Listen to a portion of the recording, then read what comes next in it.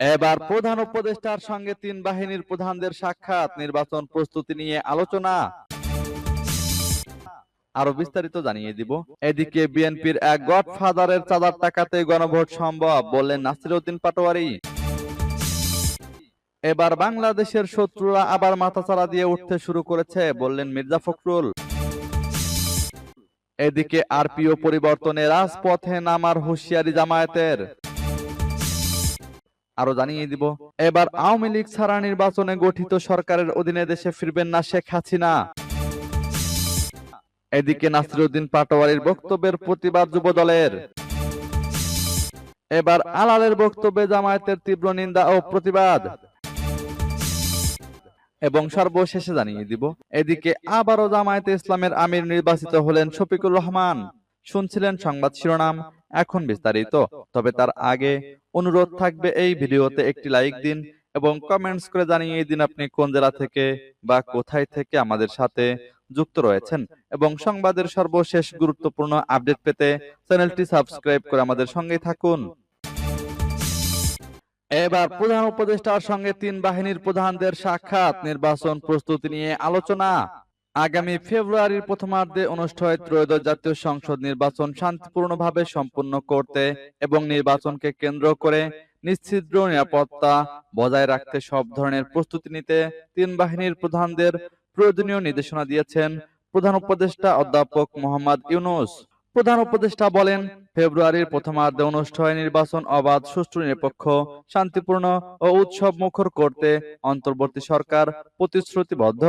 শনিবার সন্ধ্যা ৭টায় সেনাবাহিনীর প্রধান জেনারেল ওয়াকারুজ্জামান, নৌবাহিনীর প্রধান অ্যাডমিরাল মোহাম্মদ নাজমুল হাসান, বিমান বাহিনীর প্রধান air chief marshal Hasan Mahmud Khan রাষ্ট্রীয় অতিথি ভবন যমুনায় প্রধান উপদেষ্টার সঙ্গে সাক্ষাৎ করেন। এ সময় জাতীয় নিরাপত্তা উপদেষ্টা খলিলুর রহমান উপস্থিত ছিলেন। পরে প্রধান উপদেষ্টার প্রেস উইং সংবাদ বিজ্ঞপ্তি দিয়ে এসব তথ্য জানায়। বৈঠকে জাতীয় নিরাপত্তার পাশাপাশি দেশের আইন শৃঙ্খলা রক্ষায় সামরিক বাহিনীর সদস্যদের কঠোর পরিশ্রমের জন্য সাধুবাদ জানান প্রধান উপদেষ্টা। তিনি বলেন, গত 15 মাসে সেনাবাহিনীর সহ সব বাহিনীর সদস্যরা দেশের আইন শৃঙ্খলা রক্ষায় অত্যন্ত কঠোর পরিশ্রম করেছে। আসন্ন নির্বাচন যেন নিশ্ছিদ্র নিরাপত্তার চাদরে ঢাকা থাকে, সেজন্য তিনি বাহিনীকে প্রয়োজনীয় নির্দেশনা দিয়েছেন। এদিকে বিএনপির এক গডফাদারের চাঁদার টাকাতেই গণভোট সম্ভব, বললেন নাসির উদ্দিন পাটোয়ারি। 2024 সালের 5 আগস্টের পর বিএনপির একজন গডফাদারের চাঁদাবাজির টাকা দিয়েই বাংলাদেশে গণভোট আয়োজন করা সম্ভব বলে মন্তব্য করেছেন জাতীয় নাগরিক পার্টির মুখ্য সমন্বয়ক নাসির উদ্দিন পাটোয়ারি। শনিবার রাজধানীর পল্টনে বিএম মিলনায়তনে ন্যাশনাল ওলামা অ্যালায়েন্স আয়োজিত জুলাই সনদ বাস্তবায়নে তরুণ আলেমদের ভাবনা শীর্ষক গোলটেবিল বৈঠকে তিনি এই মন্তব্য করেন। নাসির উদ্দিন পাটোয়ারি বলেন, গণভোটের জন্য নাকি বিএনপি থেকে একটি দাবি উত্থাপন করা হয়েছে, এটাই নাকি অনেক টাকা খরচ হবে। এই গণঅভ্যুত্থানের পরে বিএনপির একটা গডফাদার যে চাঁদাবাজি করেছে, ওই টাকা দিয়েই তো গণভোট আয়োজন করা যায়। এনসিপির এই নেতা বলেন, তারা বাংলাদেশের এবং শেখ হাসিনার যে সম্পদগুলো চুরি করেছিল, এগুলো তো আপনার সম্পদ, আমার সম্পদ, এগুলো তো রাষ্ট্রীয় কোষাগারে জমা হওয়ার কথা। এজন্য আমরা বিএনপির কাছে আহ্বান জানাবো, আপনারা যে ধরনের চাঁদাবাজি সন্ত্রাস বাংলাদেশে কায়েম করেছেন, জনগণের টাকা লোপাট করেছেন, এগুলো রাষ্ট্রীয় কোষাগারে ফেরত দেন। নাসির উদ্দিন আরো বলেন, আর যদি টাকার প্রশ্ন আসে একটা গণভোট আয়োজন করতে, এটা তো আপনাদের একটা আসনে ওই যে ঢাকা মহানগরের একজন নেতা আছে নয়ন, ও যে টাকা চাঁদাবাজি করেছে, দুর্নীতি করেছে, ওই টাকা দিয়েই বাংলাদেশে একটা গণভোট হওয়া সম্ভব। এবার বাংলাদেশের শত্রুরা আবার মাথাচাড়া দিয়ে উঠতে শুরু করেছে, দাবি মির্জা ফখরুলের। বাংলাদেশের শত্রুরা আবার মাথাচাড়া দিয়ে উঠতে শুরু করেছে বলে মন্তব্য করেছেন বিএনপির মহাসচিব মির্জা ফখরুল ইসলাম আলমগীর। রোববার দুপুরে রাজধানীর নয়াপল্টনে বিএনপির কেন্দ্রীয় কার্যালয়ে আয়োজিত সংবাদ সম্মেলনে এ মন্তব্য করেন মির্জা ফখরুল। 7 নভেম্বর জাতীয় বিপ্লব ও সংহতি দিবস উপলক্ষে দলীয় কর্মসূচি চূড়ান্ত করতে বিএনপি যৌথ সভা করে। সভা শেষে সাংবাদিকদের সঙ্গে কথা বলেন মির্জা ফখরুল। সংবাদ সম্মেলনে মির্জা ফখরুল বলেন, আমরা দেখছি যে বাংলাদেশের শত্রুরা আবার মাথাচাড়া দিয়ে উঠতে শুরু করেছে, মাথা তুলে উঠতে শুরু করেছে। আমরা দেখছি যতই সময় যাচ্ছে ততই বাংলাদেশে একটি অ্যানার্কিক সিচুয়েশন, একটা পুরোপুরি নৈরাজ্য সৃষ্টি করার অপচেষ্টা চলছে। দুর্ভাগ্যক্রমে আমরা দেখছি সোশ্যাল মিডিয়াতেও সেই প্রোপাগান্ডা, মিথ্যা প্রচার দিয়ে বাংলাদেশে একটা নৈরাজ্য সৃষ্টি করার প্রক্রিয়া চলছে। রাষ্ট্রপতি জিয়াউর রহমান যেভাবে জাতিকে ঐক্যবদ্ধ করেছিলেন, আজ একইভাবে তারেক রহমান বিদেশে থেকে দেশকে ঐক্যবদ্ধ করার চেষ্টা করছেন বলে মন্তব্য করেন বিএনপির মহাসচিব। এদিকে আরপিও পরিবর্তনে রাজপথে নামার হুঁশিয়ারি জামায়াতের। গণপ্রতিনিধিত্ব আদেশ পুনরায় সংশোধন করার চেষ্টাকে একটি বিশেষ রাজনৈতিক দলের অন্যায় অযৌক্তিক আবদারের কাছে নতিস্বীকার বলে আখ্যায়িত করেছে বাংলাদেশ জামায়াতে ইসলামী। দলটি এই সিদ্ধান্ত মানবে না বলেও ঘোষণা দিয়েছে। শনিবার দেশের চলমান পরিস্থিতি নিয়ে গণমাধ্যমে পাঠানো এক জরুরি ভিডিও বার্তায় দলটির নায়েবে আমির ডাক্তার সৈয়দ আব্দুল্লাহ মোহাম্মদ তাহের এই কড়া প্রতিক্রিয়া ব্যক্ত করেন। ভিডিও বার্তায় মোহাম্মদ তাহের বলেন, উপদেষ্টা পরিষদের বৈঠকে গৃহীত আরপিওকে পুনরায় সংশোধন করা একটি দলের অন্যায় অযৌক্তিক আবদারের কাছে নথি স্বীকার করার শামিল বলেই আমরা মনে করি। তিনি অভিযোগ করেন, আরপিওতে বিভিন্ন রাজনৈতিক দলের জন্য নিজ নিজ প্রতীকে নির্বাচন করার সিদ্ধান্ত ইতোপূর্বে গৃহীত হলেও একটি দলের চাপে তা পুনর্বিবেচনা করা হচ্ছে।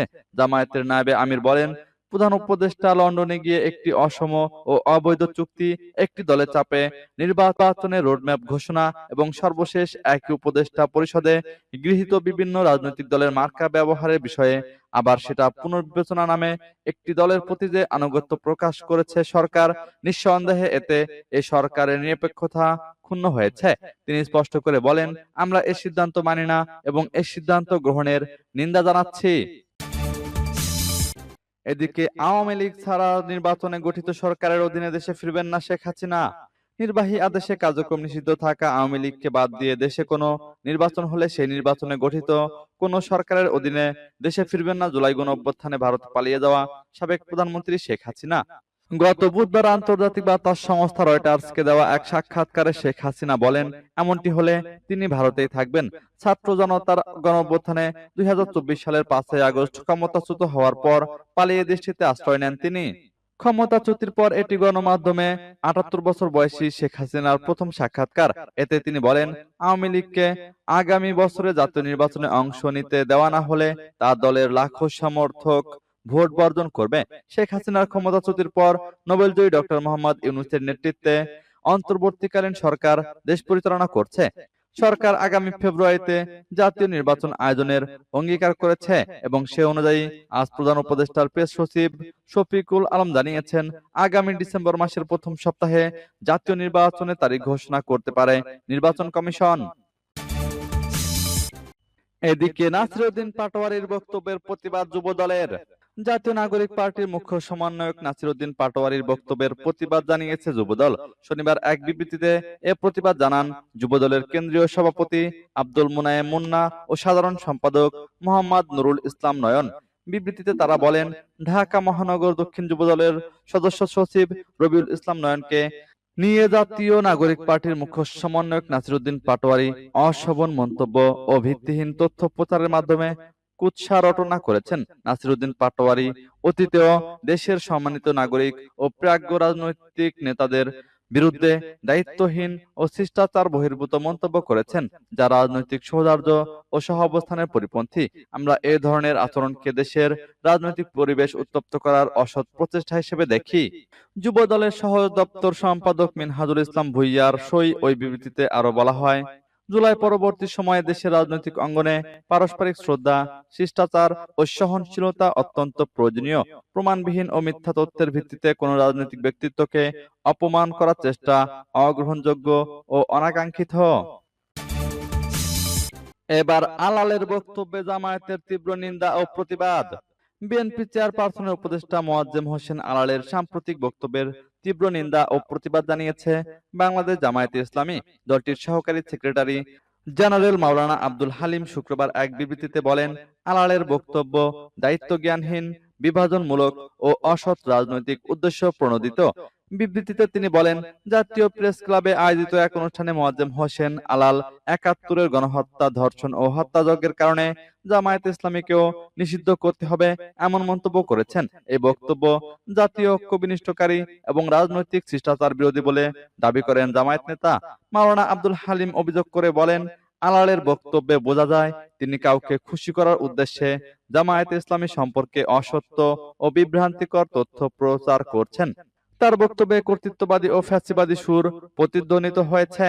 তিনি বলেন, জামায়াত ইসলামী বাংলাদেশের একটি নিবন্ধিত রাজনৈতিক দল, যার নীতি ও আদর্শ ইসলামী মূল্যবোধ, ন্যায়নীতি ও জনগণের কল্যাণে নিবেদিত। স্বাধীনতার পর থেকে রাজনৈতিক প্রতিপক্ষকে নিশ্চিহ্ন করার লক্ষ্যে জামায়াতকে টার্গেট করে নানা সময় মিথ্যাচার চালানো হয়েছে, কিন্তু জাতি এখন এসব প্রোপাগান্ডা সম্পর্কে সচেতন। এদিকে আবারও জামায়াতে ইসলামীর আমির নির্বাচিত হলেন শফিকুর রহমান। বাংলাদেশ জামায়াতে ইসলামীর অভ্যন্তরীণ নির্বাচনে সর্বোচ্চ সংখ্যক ভোট পেয়ে ডাক্তার শফিকুর রহমান ফের দলটির আমির নির্বাচিত হয়েছেন। তাকে 2026 থেকে 2028 কার্যকালের জন্য নতুন আমির হিসেবে ঘোষণা করা হয়েছে। রোববার দলটি থেকে পাঠানো এক প্রেস বিজ্ঞপ্তিতে এই তথ্য জানানো হয়। বিজ্ঞপ্তিতে বলা হয়, বাংলাদেশ জামায়াত ইসলামের অভ্যন্তরীণ নির্বাচন পরিচালনার দায়িত্বে নিয়োজিত প্রধান নির্বাচন কমিশনার সহকারী সেক্রেটারি জেনারেল মাওলানা এটিএম মাসুম শনিবার রাতে সংগঠনের আমির নির্বাচনের ফলাফল ঘোষণা করেন। প্রেস বিজ্ঞপ্তি অনুযায়ী এই নির্বাচন প্রক্রিয়ায় গত 9 অক্টোবর থেকে 25 অক্টোবর পর্যন্ত সারা দেশের জামায়াতের সদস্য ও রুকনদের নিকট থেকে গোপন ব্যালটের মাধ্যমে ভোট গ্রহণ করা হয়। ভোট গ্রহণের কার্যক্রম শেষে সংশ্লিষ্ট দায়িত্বপ্রাপ্ত টিম ভোট গণনা শেষ করেন এবং গতকাল রাতে আনুষ্ঠানিকভাবে প্রধান নির্বাচন কমিশনার নির্বাচনের ফলাফল ঘোষণা করেন। প্রাপ্ত ফলাফল অনুযায়ী ডাক্তার শফিকুর রহমান সর্বোচ্চ সংখ্যক ভোট পেয়ে বাংলাদেশ জামায়াত ইসলামের আমির নির্বাচিত হয়েছেন।